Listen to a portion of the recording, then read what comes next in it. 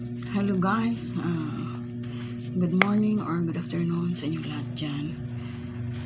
Katatapos lang ng bagyo. May ilaw kami pero walang internet, walang tubig. Siguro hindi pa natapos pag clearing yung lahat ng nasisira sa bagyo. Ito guys, dahil walang internet, nagkaroon ako ng time para magbasa, para may share ako. Hindi rin ako makapunta doon sa tamad akong magpunta doon sa dapat na titingnan doon sa labas sa Baguio para may pero ito na lang ang babasahin ko para ma-share ko sa inyo lahat. Alam ko halos tayo lahat naapektahan, lalo na yung nasa labas sa Hong Kong. Ang pamilya nila ay nasa Cebu, nasa iba't ibang lugar.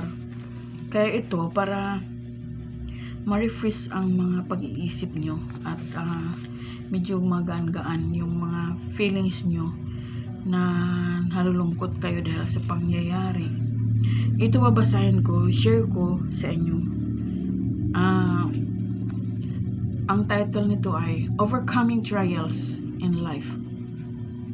Despite the lingering COVID-19 pandemic and other problems and trials that people are experiencing at present, members of the Iglesia ni Cristo Church of Christ remain dedicated to their service to and worship of God, knowing that Judgment Day is near.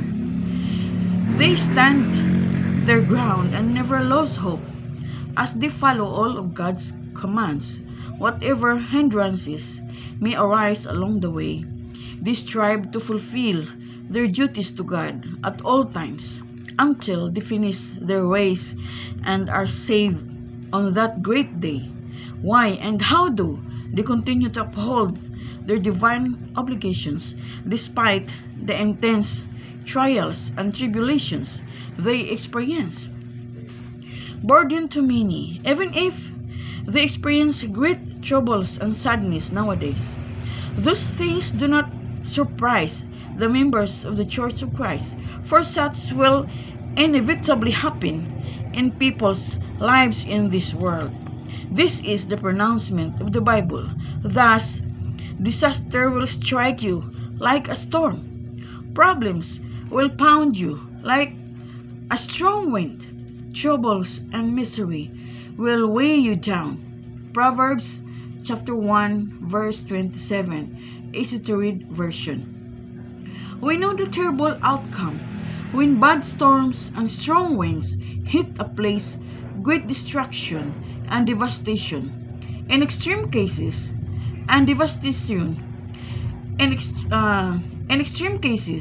such calamities also claim the lives of many. This is also what is happening at present. When great problems come, many become sad and hopeless. What are some of the great troubles that people may experience? The Holy Scriptures forewarn. Thus, perhaps, we will have troubles. The trouble might be war, punishment, illness, or we might have no food. Then you will come and we will stand in front of you. We will stand in front of this temple because your name is in this temple.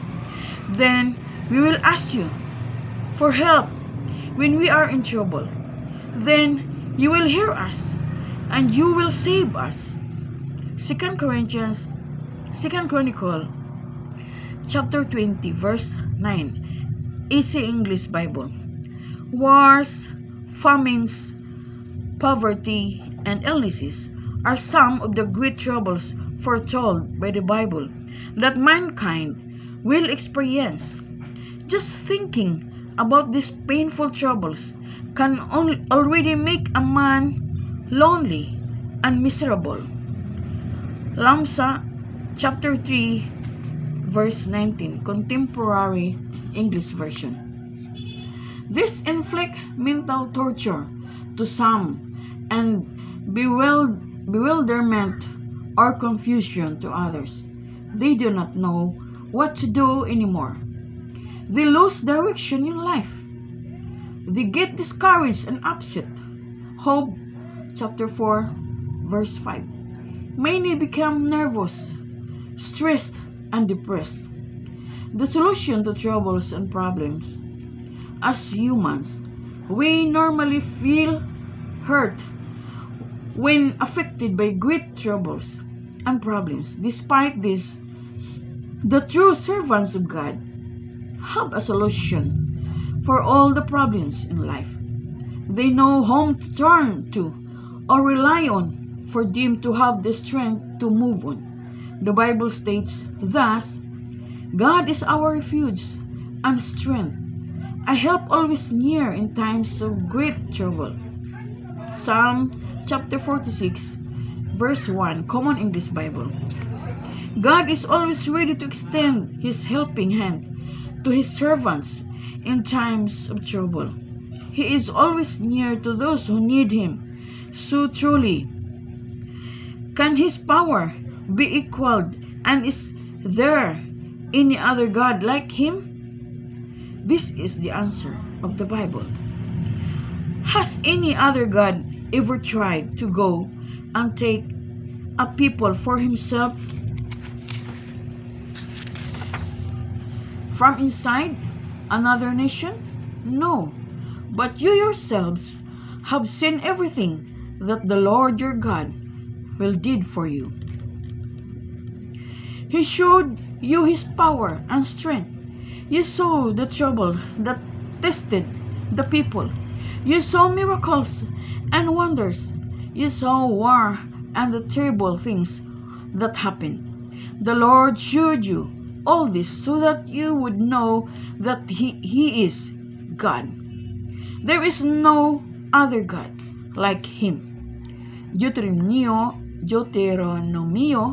chapter 4, verse 34, 35. The wonderful things that God has done, His miracles and wonders, prove that there is no other like Him. Knowing this, His servants rely on Him for their needs. How does a loyal servant ask God for the things he needs? This is the pronouncement in Psalm chapter 86, verse 7. Thus, whenever I am in trouble, I cry to you, because you will answer me. Even though the people of God also experience problems and hardships in life, they never lose hope. Parents and children alike, they cry out to the Lord all their troubles. That is why inside the Church of Christ, members are encouraged to hold the personal and family devotional prayers, a manifestation of faith to the Creator. Where does God promise to all the more answer the prayers of His people, especially during these hard and trying times? True servants of God will stand in the temple because it is where His name dwells. When they ask for help, He will hear and save them. 2 Chronicles chapter 20, verse 9. Hence, the servant of God will not forsake attending worship services, because on such occasions they are able to render prayers to Him, and even during ordinary days they go to the house of worship for their devotional prayers. Whenever I am in trouble, I cried out to you, because you will answer me. Psalm 86, chapter 86, verse 7, Common English Bible. How one will be heard? A servant of God avoids evil at all costs, lest he displeases Him, and God will not listen to his prayers anymore. The Bible states thus, that evil person will have troubles, and he will cry to God for help, but God won't listen to him. Job chapter 27 verse 9. This is why Church of Christ members heed the administration's admonition that they completely renew their lives. Furthermore, servants of God may also suffer from poverty and sickness, yet they always worship Him. Why do members of the church never cease attending the worship service, even if they are experiencing trials? They have learned from this pronouncement of the psalmist. Thus, sometimes I ask God, my rock solid God, why did you let me down? Why I am walking around in tears, harassed by enemies? They're out of the kill. They're tormentors with their absences, taunting day after day. Where is this God of yours? I'm on a diet of thirst. Thirst for breakfast. Thirst for supper. All day long people knock at my door, pestering, where is this God of yours? These are the things I go over and over, emptying out the pockets of my life. I was always at the head of the worshipping crowd, right out in front, leading them all, eager to arrive and worship, shouting praises, singing, thanksgiving, celebrating, all of us. God's feast. Why are you down in the dumps, their soul? Why are you crying the blues? Fix my eyes on God, soon I'll be praising again. He puts a smile on my face. He's my God. Psalm chapter 42, 9, 10, 3 to 5.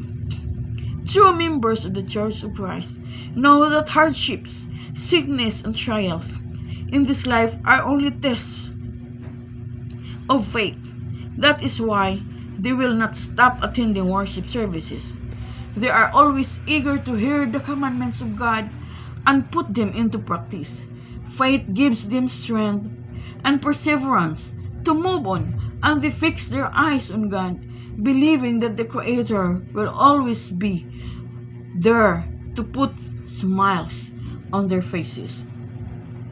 His promise to the faithful. In the worship service, Church of Christ members regularly receive God's command through the church administration. They strive to put them into practice, lest they will not be able to stand their ground as His servants. The Lord Jesus Christ states thus, other people are like the seed planted on rocky ground.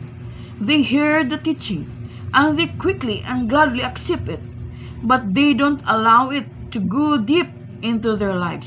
They keep it only a short time.